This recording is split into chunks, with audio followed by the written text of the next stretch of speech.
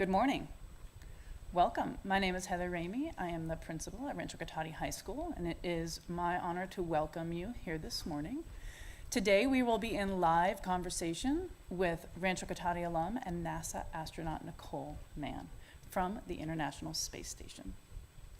I will now introduce our MC for the morning, social studies teacher, Matt Transu. All right, good morning. So I'm Matt Transu. I'm a social studies teacher here. I'm also a fellow alum and graduate with Nicole Mann. So we're going to get started as soon as her comms are up.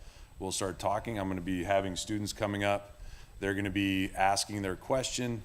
They'll walk off and listen. And then we're going to try and get as many questions as we can. She's got the questions already in hand. She's prepared to answer these questions to the best of her ability. We have a very finite amount of time with her. So as soon as that time starts to get close to where we have to sign off, we'll kind of cut the questions. We'll make sure we say goodbye to her. And that'll do it, okay? The only thing we want to make sure is everybody in the audience, make sure we're really quiet, because any residual sounds that get picked up goes to her. She can't hear it that well. You know, it's NASA. They have okay coverage, I guess. So that was the joke I had. Sorry, Matt. All right. So we'll see. Thanks. So she's going to initiate. They're going to be right on time, I assume. And then I will. Rancho Cotate High School. This is the International Space Station. How do you hear? I hear you good, Nicole. This is Matt Transu.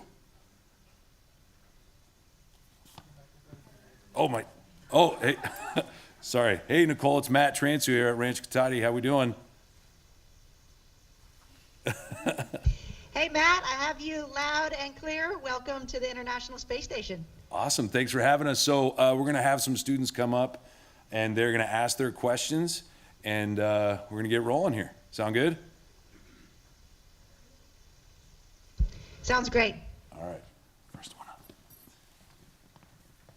My name is Kate, and my question is, what motivated you to pursue a career with NASA?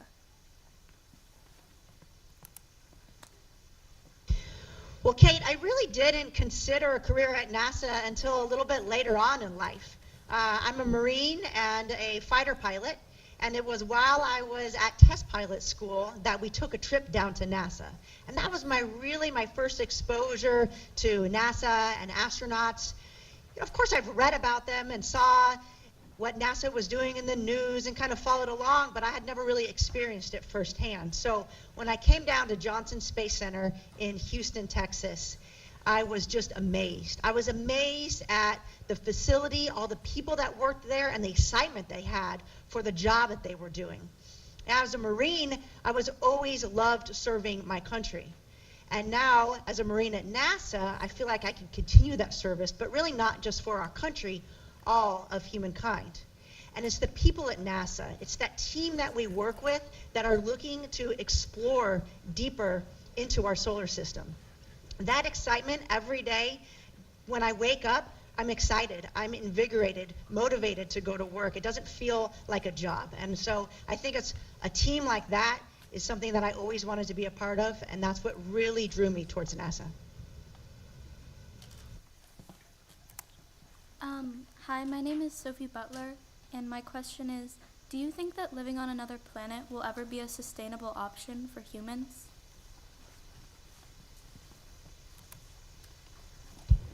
I think anything is possible, Sophie. I would love to meet you someday and hear your thoughts on this. But if you think back a little bit, it was back in 1903, that's the first time that we flew under powered flight. So that was a long time ago, but back then you would never imagine that people would be flying in an airplane on a daily basis. Some people commute on an airplane, and it's pretty rare in a modern world to find somebody that hasn't even been on an airplane. And back in just 1993, so when I was a sophomore at Rancho Cotate High School, the first smartphone came out. And at that time, I didn't even know what a smartphone is. Nobody had one, and certainly nobody in high school. But I bet there's very few high schoolers now that don't have a smartphone. And you never would have thought 30 years ago that this technology, this ability to talk on your phone or talk on your watch and see a picture of something, that was something for the science fiction movies. And so I think as I think to the future when I'm older, or when my son is older, that next generation, it's hard to imagine what the possibilities are, not only in the technology development, but in human exploration. So right now, we are in low Earth orbit, so we're 250 miles above the planet. But we are working on the Artemis mission, which will take humans back to the moon. We already flew Orion, which was an uncrewed spacecraft that flew around the moon and actually deeper into space than a human-rated spacecraft has flown before. So soon you'll see humans back on the surface of the moon, but this time to stay, to have sustained lunar presence on the moon. And really, this is a stepping stone for exploration to Mars. And so where that goes, do we colonize somewhere on the moon or the Mars? I'm not sure, but I'm really excited to find out, and I'm really proud to be a part of it. Hi, my name is Christian. My question is, what is it looking like from the planet, or at the planet from outer space?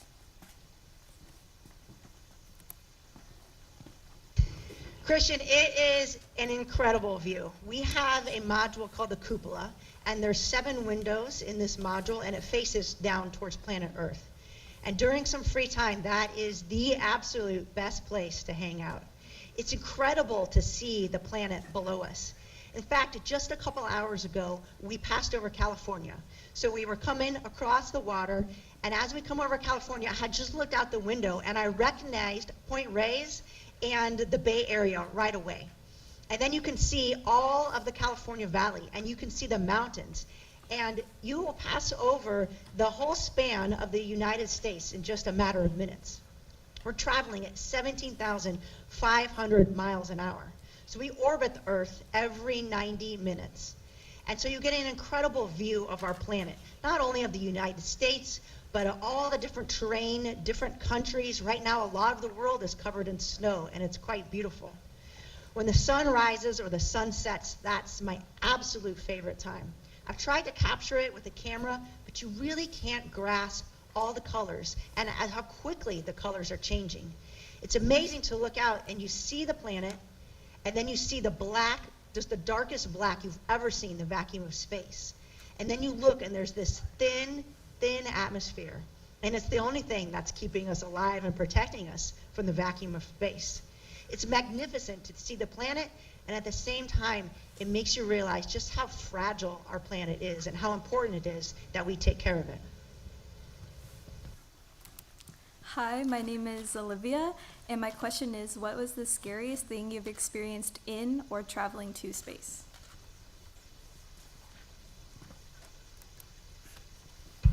Hi, Olivia. I don't know if scary is the word that I would use. Scary I kind of reserve for something that I'm unprepared for, that's unknown, and it scares me. It makes me anxious, and it's a bad type of a feeling, right? A lot of what we do in spaceflight, some of it is unknown, but we train for it, and we prepare for it. It definitely will make you feel anxious sometimes. It will definitely make your heart beat very quickly, but it's a good feeling. And so I think the first feeling, or the first time I really experienced that, was certainly on launch. You know, you train for space flight. I've been at NASA 10 years now, and I trained specifically for this launch for a year and a half. And so all that training is finally the day that you're actually going to leave the planet. And so you feel excited. You feel a little bit anxious. And as we walk to the pad and go through suit up and get into the spacecraft and everything, it really feels like a training event. And we've done it time and time again in training. And you're laying on your back on top of the rocket, and the team straps you down. You go through all of your comm checkouts and displays, and again, that's just like training. It kind of feels like you're in the simulator. And then as they start the countdown, you start to realize and think, oh, man, this is not a training event. This is really going to happen. And you feel that rocket come alive. It starts to shake and rumble. And as they count down from 10 all the way to 1 and blast off, you feel those engines kick in. It's really, though, a smooth acceleration off the pad. And then you'll have a constant acceleration up to 3.3 G. So that's 3.3 times the force of gravity that you feel on Earth.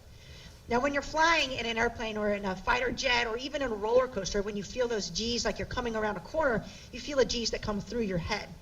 When you're launching in a rocket, you feel the G's that come through your chest. So as that G starts to grow, you feel this pressure on your chest. You have to really kind of concentrate on breathing. And you feel the back of your tongue fall back into your throat. That's kind of a weird feeling, and you're flattened down into your seat. So at 3.3 Gs and 2.5 minutes, the main engine cuts off. And when that cuts off, boom, you go to 0 G. But you're just kind of silent and waiting, because the next 11 seconds are the most critical. You're waiting for the second stage to start. You need that second stage to start in order to get you enough velocity to keep you in orbit. Otherwise, you're going to abort and come back to Earth in a at that point, very scary situation. Unfortunately, our second stage lit, and boom, you're thrown back into your seat again. This time you really take off, though. You can feel the rocket shaking. You can feel that energy behind you. This time your G's go all the way up to 4.5 G's, and they're sustained for 6 minutes. After that time, after 6 minutes, the second engine cuts off, and then boom, you're at 0 G again. But this time you know you've made it to space. So then you realize that you start to float. Your arms start to float up. You're still strapped in, but you can feel your body float like I am in now. You can feel your body floating in your spacesuit. And it's completely quiet. And then everybody starts to cheer, and you realize we've made it to space. We're safely in orbit. And then we can unstrap and feel microgravity for the first time. So it was pretty exciting. My name is Dulce. My question is, what advice do you have for people who want to be astronauts but think it's impossible?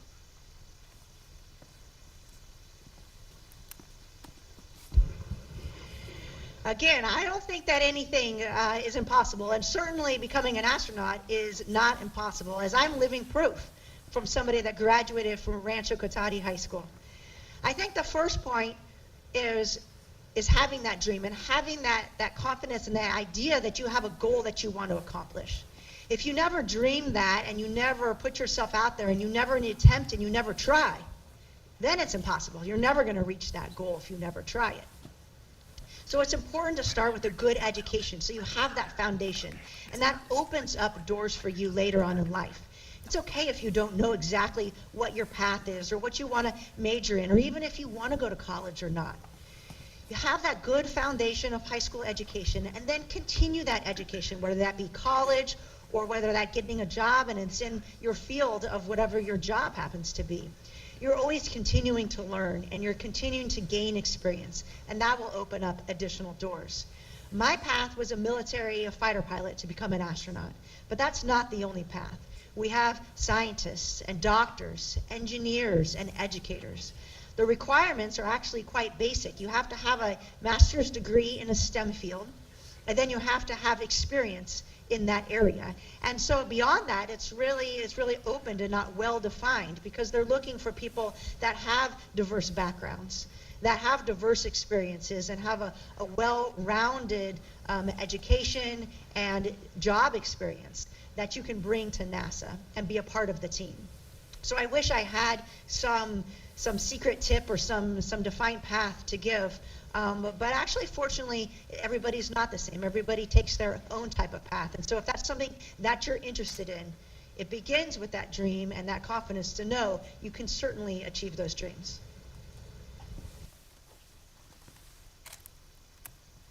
Hi, my name is Vanessa, and my question is, how long can a person be in space? Vanessa, we don't know. So we've had 2 cosmonauts that have been in space over a year. And then we have Mark, who just came back from space station about a year ago, and he was up here 355 days. Mark Vanderhei on board the International Space Station. Right now, on board the space station, we have Frank Rubio, and he's going to be up here for maybe about a year. We're not sure. So he flew up on a Soyuz spacecraft, and their spacecraft had a leak, so they're going to send up a replacement spacecraft, and we're unsure when he's going to return in that spacecraft, probably sometime in the fall. So that will be a year long, but nobody stayed longer than that. We don't have any reason to think that humans can't stay for longer in space. When we explore Mars, we anticipate one of those missions being about 3 years long. And so we're part of what we're doing on board the International Space Station is studying our bodies and the effects of microgravity and the effects of space. How does radiation affect our body, and how can we protect astronauts from radiation? And how can astronauts stay healthy and strong while living in microgravity? Hi, Nicole. My name's Patrick, and my question is, when you attended Rancho, did you think years later you would have gone to space? I have to be honest, I had no idea. I really didn't. As a kid, I was interested in math and science, but I really didn't have it all figured out. I didn't know exactly what I wanted to do. I played soccer. As a kid growing up, I played soccer at Rancho, and I really wanted to go to a good college to study engineering. I wanted to play soccer, and I was really interested in being in the military as well. But growing up in Northern California in the Bay Area, there wasn't a lot of military influence in that area, and I didn't know exactly what I wanted to do in the military. So I started looking at some of the service academies, and I found Annapolis, which is the Naval Academy in Maryland. They had a good engineering school. They obviously were a military academy, so I could serve in the Navy or the Marine Corps coming out of that academy. And the coach at the academy happened to be my idol growing up as a kid. Karen Guevara, she played on the national team, and she just became the coach at the Naval Academy. So I went out for a visit, and absolutely loved it. Again, it wasn't until my time at Annapolis that I realized I wanted to be a Marine. And not until later, when I got a ride in the back seat of an F-18, did I realize I wanted to be a pilot and I wanted to fly jets. And then later on that I figured out that I wanted to be an astronaut.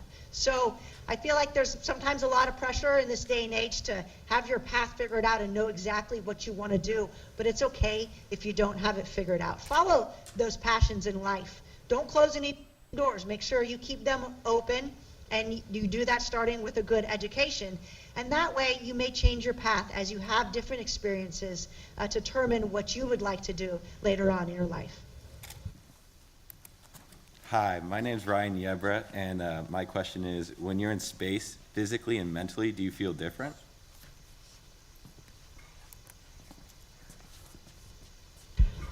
Yes, you absolutely feel different.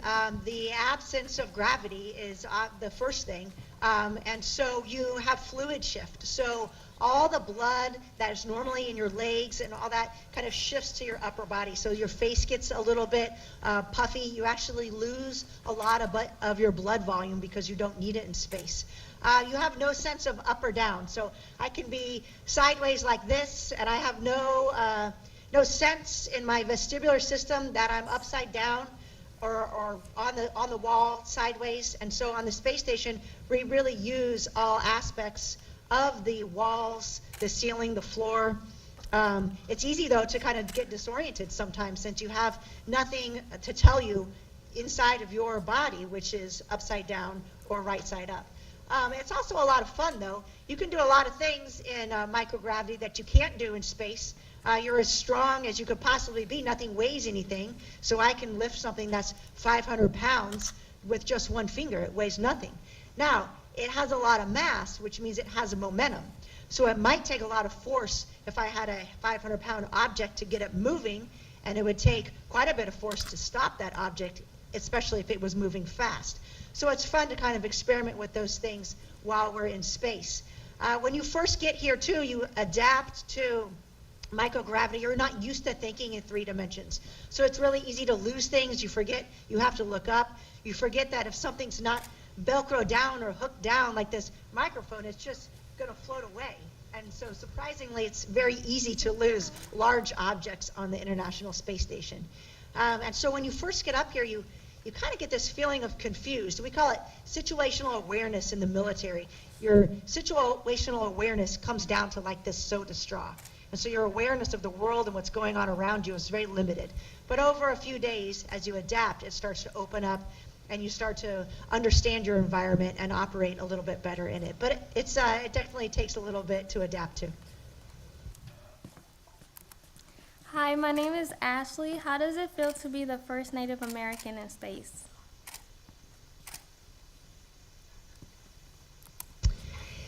To me, it's a great honor, but it also is a great responsibility. You know, when I was young, going through Rancho, going through the Naval Academy, I worked so hard to become an engineer, to become a Marine, to become a fighter pilot. Not to become a female Marine or a Native American engineer. And it was really, though, over time, as I gained experience and as I increased my perspective beyond just my own little world, did I realize how important it is, though, that we embrace our different heritage, that we actually strive for diversity, and how important that is.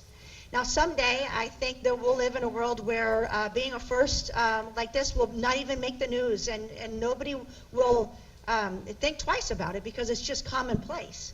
And I think operationally, we're getting there, especially at NASA, where it's the capable and the qualified that are selected for a mission.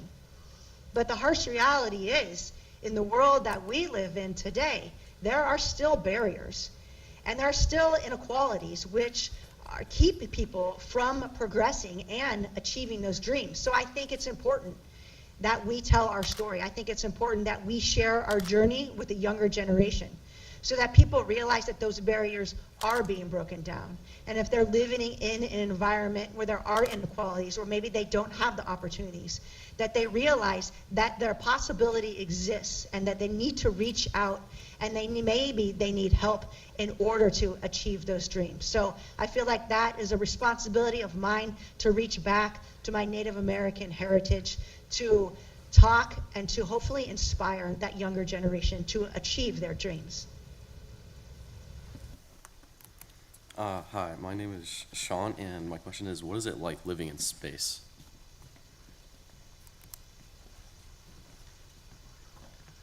Living in space, it's so many things. It's extremely busy. We have on board the space station over 200 science experiments that we're conducting. And when you're up here, you're the science. It's your responsibility to execute these experiments on behalf of the principal investigator and the team that's on the ground.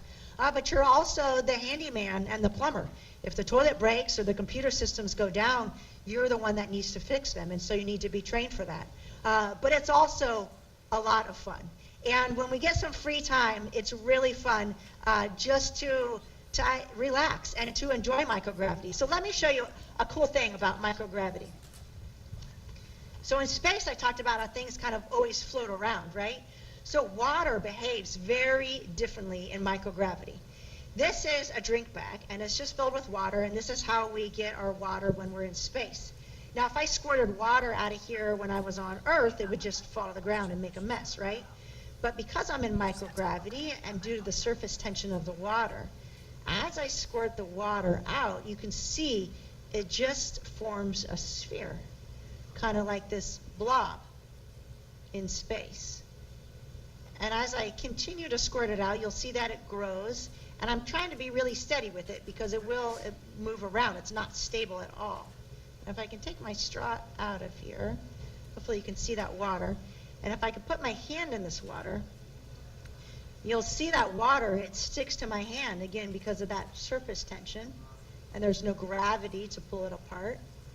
And so you can see that water in between my hands. It's kind of like I have webbed fingers in my hands here. And it feels weird. I mean, it feels just like my hand is wet, just like regular water, but it behaves like some weird type of gel or something. And as I move my hand around, you can see that water move. And if I move my hand fast, some of that water will separate and it'll go away and form a blob.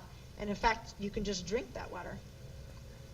And sometimes that's one of the other fun things to do in space, is to play with your food, because there's no gravity. You don't need like a fork and a spoon or a fork and a knife. You have a spoon really just to pick up like soup or anything that would just stick to your spoon. But the rest of your food, you just kind of fling into your mouth. So these are just peanut M&Ms. I can get one out of the bag. And you'll see they just float in space. And so it's kind of fun to just food to your crewmates when we get together to eat for dinner, and you can just kind of float your table across, and parents can't get mad at you for playing with your food because you're in space. So it's a very busy, it's a very rewarding job, but it's also a ton of fun.